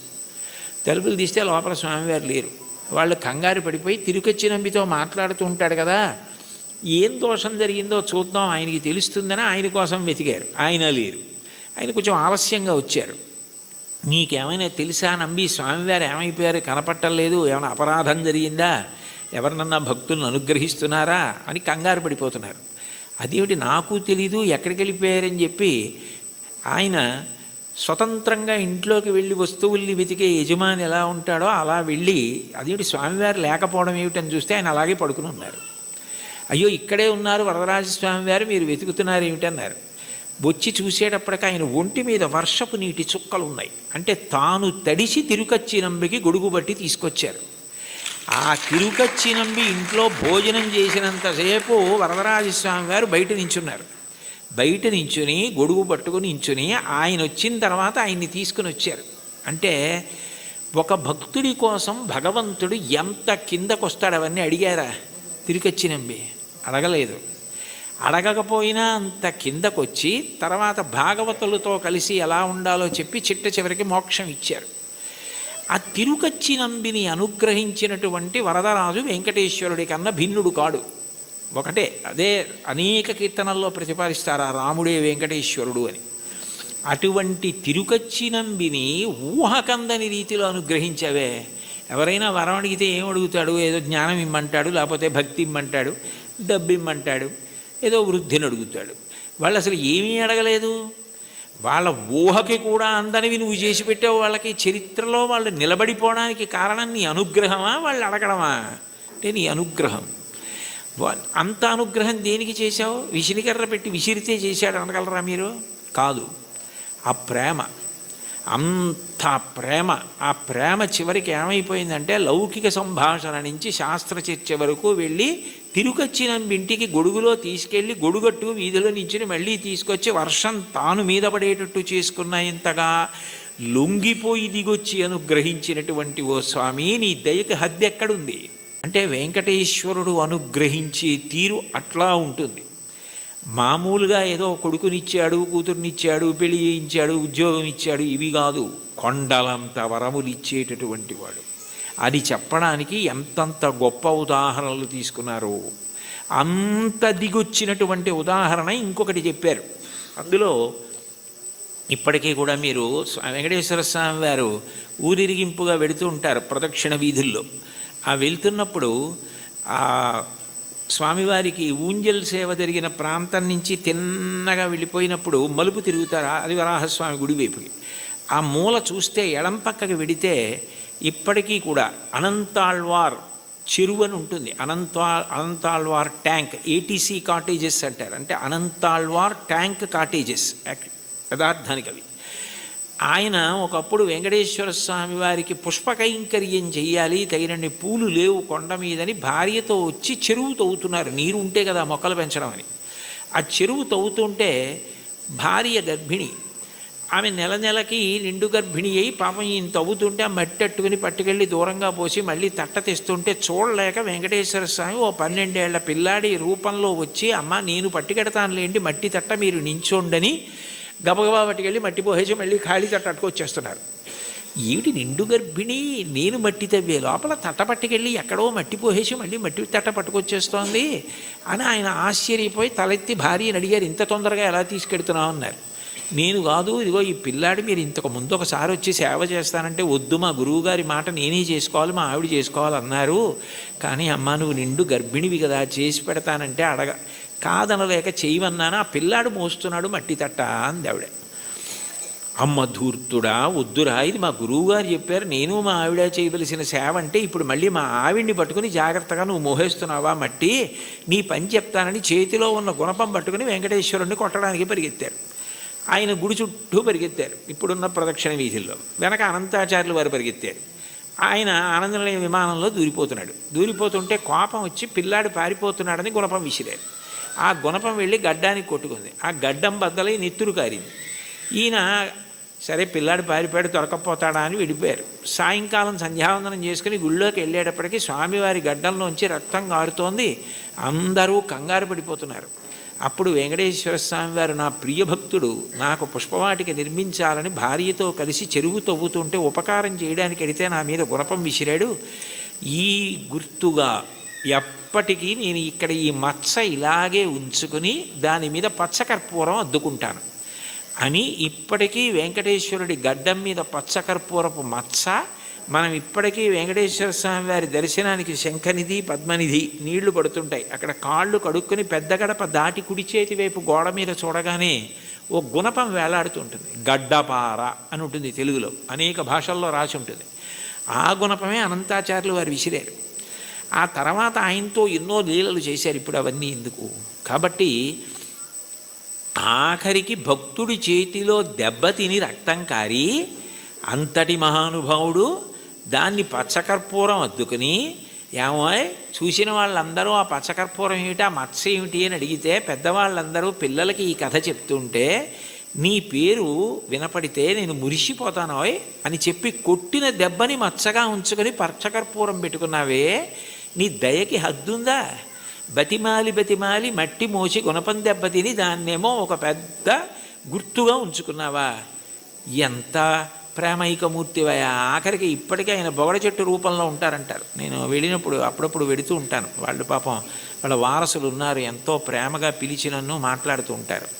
కాబట్టి అనంతాచార్యుల వారిని అంత గొప్పగా అనుగ్రహించినటువంటి వాడివే నువ్వు. నీ దయకి హద్దు ఎక్కడుంది? అడిగితే వరం ఇవ్వడం కాదు, అడగకుండా కొండలంత వరాలు ఇచ్చేసావే. ఇప్పటికీ స్వామివారు ప్రత్యేకంగా అక్కడికి వెడతారు. అనంతాచార్యుల వారు ఎక్కడ చెరువు తవ్వారో, ఎక్కడ చెట్టు ఉందో అక్కడికి వెళ్ళి ఆయనకి హారతి ఇచ్చింది అనంతాచార్యుల వారికి ఆ బొగడ చెట్టుకి ఇస్తారు. ఇప్పటికీ సంవత్సరంలో ఒక రోజు ఉత్సవం జరుగుతుంది. అనంతాచార్యుల వారు గుణపం విసిరిన రోజున అంత వేగంగా ఆనందనిలయ విమానం చుట్టూ పరిగెత్తినట్టే వెళ్ళిపోయి పల్లకి లోపలికి వెళ్ళిపోతుంది. అంటే భక్తుడు కొట్టిన రోజుని ఉత్సవంగా చేసుకుని ఇప్పటికీ ఆనందనిలయం చుట్టూ అలా పరిగెడుతున్నావా? ఏమిటయా నీ దయ, అంతుందా దానికి? ఇంతటి దయామూర్తివా, అంతటి వాడివి, నీ గోటి కాంతి చూడడం సాధ్యం కాదు.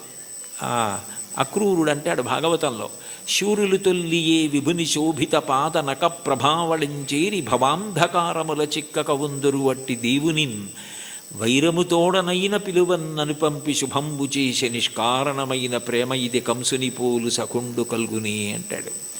ఆయన కాలి గోటికి ఉన్న కాంతిని చూడడం సాధ్యం కాదు, తపస్సు చేసి యుగాలు చేసిన అటువంటి వాడు కలియుగంలో ఆపాదమస్తకం చూడ్డానికి వీలుగా నకృతం దైవ సంఘైశ్చ నకృతం విశ్వకర్మణ స్వేచ్ఛయా క్రీడతే తత్ర ఇచ్ఛారూపం విరాజిత అంటారు వ్యాసుల వారు.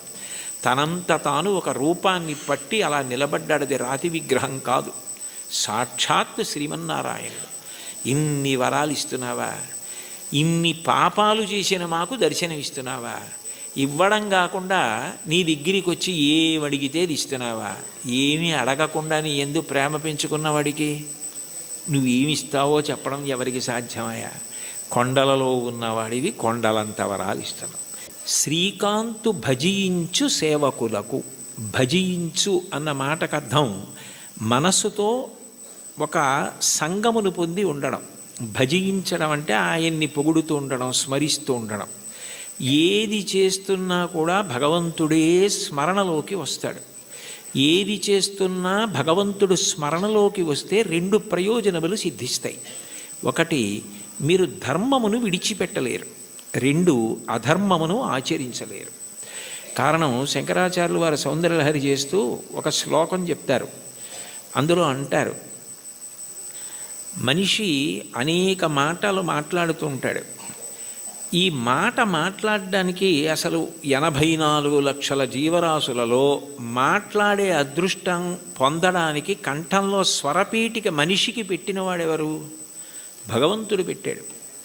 పెట్టినప్పుడు నేను ఏదైనా మాట మాట్లాడే ముందు నాకు భగవంతుడు ఈ స్వరపేటిక పెట్టి మాట్లాడే అవకాశం ఇచ్చాడు. ఎప్పుడో అప్పుడు ఈ శరీరం పతనం అయిపోతుంది. ఇవాళో రేపో 10 ఏళ్ల తర్వాతో 20 ఏళ్ల తర్వాతో శరీరం పడిపోకుండా ఉండదు. జాతస్య హి ధ్రువో మృత్యువు ధ్రువం జన్మమృతస్య చ. శరీరం పడిపోవాలి. పడిపోయినప్పుడు ఈశ్వరుడు ఒక ప్రశ్న వేస్తాడు, అన్ని ప్రాణులలో నువ్వు ఉత్కృష్ట ప్రాణివయ్యావు. కారణం, 2 ఇచ్చాను. ఒకటి బుద్ధి, 2 మాట. ఈ మాటని నువ్వు ఎంత బాగా ఉపయోగించావు అని అడుగుతాడు. మాట బాగా ఉపయోగపడాలన్నా, ఏది చేస్తున్నా చేత నిగ్రహింపబడాలన్నా అది ఇచ్చినవాడు జ్ఞాపకానికి వస్తూ ఉండాలి. ఆ ఇచ్చినవాడు జ్ఞాపకానికి వస్తున్నాడు అనుకోండి, నాకు మాట ఇచ్చినవాడు భగవంతుడే, నేను ఆయనకి జవాబుదారి అని నాకు అనిపించింది అనుకోండి, పిచ్చి పిచ్చి మాటలు మాట్లాడే అవకాశం ఉండదు. అర్థం లేని ప్రశ్నలు వేసే అవకాశం ఉండదు. ఏదైనా మాట మాట్లాడేటప్పుడు మాట మాట్లాడడం ఎంత జాగ్రత్తగా మాట్లాడాలి, ఎంత సామాజిక ప్రయోజనము కొరకు మాట్లాడాలి. మాట అగ్నిహోత్రంతో వర్ణిస్తుంది వేదం. అగ్ని దాహకత్వం కాల్చేస్తుంది ఏ వస్తువునైనా. మాట అజ్ఞానాన్ని కాల్చేస్తుంది, తెలియనితనాన్ని కాల్చేసేది మాట. ఒకరి దగ్గర మనం తెలియనిది విన్నామనుకోండి, తెలియనితనం పోతోంది. అందుకని మాట అన్నది అంత గొప్పది. మీరు మాట్లాడేటప్పుడు ఇది నాకు భగవంతుడు ఇచ్చాడు, సక్రమంగా వినియోగించుకోవాలి అని మాట్లాడారనుకోండి, అది పూజ. ఎందుకంటే ఈశ్వరుడికి కట్టుబడి మాట్లాడుతున్నారు. మీరు నేను ఇది మాట్లాడను అని ఎందుకంటున్నారంటే ఈశ్వర భక్తి చేత. అప్పుడు మీరు ఏది చేస్తున్నా కూడా అది జపో జల్ప శిల్పం సకలమపి ముద్రా విరచన గతి ప్రాదక్షిణ్య క్రమణమశనా ద్యాహుతి విధి ప్రణామ సంవేశ సుఖమఖిలమాత్మార్పణదృశ సపర్యా పర్యాయస్తవ భవతు ఎన్మే విలసితం అంటారు శంకరాచార్యులు వారు. నేను నా చేతిని కదుపుతున్నాను అనుకోండి, ఈ చెయ్యి కదులుతోంది అంటే ఈశ్వర కృప. ఈ చేతిని మీరు బెంగపెట్టుకోకండి అని మంచి మాట మాట్లాడడానికి ఇలా అంటాను తప్ప మీ సంగతి చూస్తానని ఇలా అనను. ఈ చెయ్యి కదలడానికి శక్తి ఆ పరదేవత అయి ఉన్నది. ఈ కదలికలు ఆమె సంతోషించడానికి పనికి రావాలి తప్ప ఆమె నా యందు కాఠిన్యము వహించడానికి, ఆమె నన్ను చూసి వీడికి ఎందుకు ఇచ్చాను శక్తి అని అనుకునేటట్టుగా నేను ప్రవర్తించకూడదు. యాదేవి సర్వభూతేషు శక్తి రూపేణ సంస్థిత. ఆ తల్లి నా యందు శక్తిగా ఉంది, దాన్ని సద్వినియోగం చేసుకోవాలి అనుకున్నాను అనుకోండి, నేను అప్రయత్నంగా పుణ్యకార్యామే చేస్తాను తప్ప ఈశ్వరుడు ఖేదము పొందకూడదు. కాబట్టి ఆయన నా యందు అమర్షము పొందకూడదు. కాబట్టి నేను ఎప్పుడూ పాపము చెయ్యకుండా నన్ను నేను నిగ్రహించుకోగలుగుతాను. అది భజించు భక్తి. ఆ స్మరణ ప్రహ్లాదుడిది. పానీయంబులు త్రావుచున్ కొడుచుచున్ భాషించుచున్ హాసలీలా నిద్రాదులు చేయుచున్ తిరుగుచున్ లక్షించుచున్ సంతత శ్రీనారాయణ పాదపద్మయుగళీ చింతామృతాస్వాద సంధానుండై మరచన్ సురారిసుతుడే తద్విశ్వమున్ భూవరా. ఏది చేస్తున్నా భగవంతుడి జ్ఞాపకానికి వస్తూ ఉంటాడు. ఆయనది మహోపకారం. ఆకలేసిందనుకోండి, ఊళ్ళో అన్నీ తెలుసుకుంటున్నాను, కానీ నాలో పదార్థం అయిపోయిందని నాకు తెలియదు. మంటగా వస్తే తొందరగా తింటానని క్షుత్తు భరించలేని మంటగా ఆకలి రూపంలో వచ్చి నువ్వే పంటగా భూమి మీద పండి బ్రహ్మాండంలోది పిండాండంలో పడేస్తే జీర్ణం చేసి నేను తిన్న పప్పు కూర పచ్చడి పులుసు ఇవన్నీ లోపలికి వెడితే అహం వైశ్వానరో భూత్వా ప్రాణినాం దేహమాశ్రిత ప్రాణాపాన సమాయుక్తం పచాన్యన్నం చతుర్విధం పచనం చేసి జీర్ణం చేసి పిప్పిని తెల్లవారేటప్పటికీ సంవరణీకండరములు సడలిపోయి బయటికి వెళ్ళిపోయేటట్టు అనుగ్రహించగలిగావా అని ఎప్పుడూ స్మరణ చెయ్యగలిగిన వాడికి ఎప్పుడెప్పుడు ఆయన సేవ చేద్దామా అని అనిపిస్తుంది. అప్పుడు పూజ అంటే అరగంట చేద్దామా 20 నిమిషాలు చేద్దామా అనిపించదు. నా యందు ప్రాణమై నాకిన్ని చేస్తున్న ఆ స్వామి పాదములు నేను ప్రీతితో కడగాలి అని ఆ పాదాలు కడిగేటప్పుడు అంత తాదాత్మ్యతతో కడుగుతాడు, అంత తాదాత్మ్యతతో తుడుస్తాడు. ప్రవర్తించేటప్పుడు అంత తాదాత్మ్యతతో భగవద్భక్తితో ప్రవర్తిస్తాడు. విశ్వమంతా విష్ణువుగానే చూస్తాడు. విశ్వం విష్ణుర్వషత్కారో భూత భవ్య భవత్ప్రభు అని చదవడం వేరు, విశ్వమును విష్ణువుగా చూడడం వేరు. విష్ణువును విశ్వమంతా చూసిన వాడికి విశ్వమే బంధువు, విశ్వమే ఈశ్వరుడు. అప్పుడు ఆయన ప్రవర్తన ఎలా ఉంటుంది? ఆయన దేనిని గాయపరచలేడు. కారణం ఆయనకి కనపడుతున్నది అంతా విష్ణువే. రామకృష్ణ పరమహంస దగ్గరికి వెళ్ళి ఎన్ని చెప్పినా వినడండి వాడు నారాయణుడే అని అడిగాడు వివేకానందుడు. నారాయణుడు కాడని అనకు, మూర్ఖ నారాయణుడను అన్నారు. అంటే అది భక్తి, అంతటా విష్ణువుని చూడగలగడం. అలా భజించి సేవించేటటువంటి వాళ్ళు ఎవరున్నారో వాళ్ళు తరించడానికి నిరోధించగలిగినది ఏముంటుంది అంటే అడ్డము కాగలిగినది బారుమాను అంటారు. మార్కండేయ కృతం సప్తశతి స్తోత్రంలో అర్గళా స్తోత్రం అని ఉంటుంది. అర్గళా స్తోత్రం అంటే బారుమాను నిరోధించున్నది అని. నిరోధించగలదా? ఆపగలదా? అట్లా సేవించగలిగిన వాడెవరున్నాడో, అటువంటి మనసు పొందినవాడెవరున్నాడో వాడు స్వామి యందు ఐక్యము కాకుండా ఆ భక్తియే చివరికి జ్ఞానమై మోక్ష కారణమవుతుంది. ఆయన యందు కలిసిపోతుంది. ఆ ప్రవహించిన భక్తి నది వెళ్ళి సముద్రమునందు కలిసిపోయినట్లు. భక్తికి చరమాంకం ఏమిటంటే ఈశ్వరుణ్ణి చేరిపోవడమే. దానికి ప్రతిబంధకాలు ఉంటాయి కానీ అడ్డలేవు. శంకరాచార్యులు వారు శివానంద లహరిలో ఒక అద్భుతమైన శ్లోకం చెప్తారు.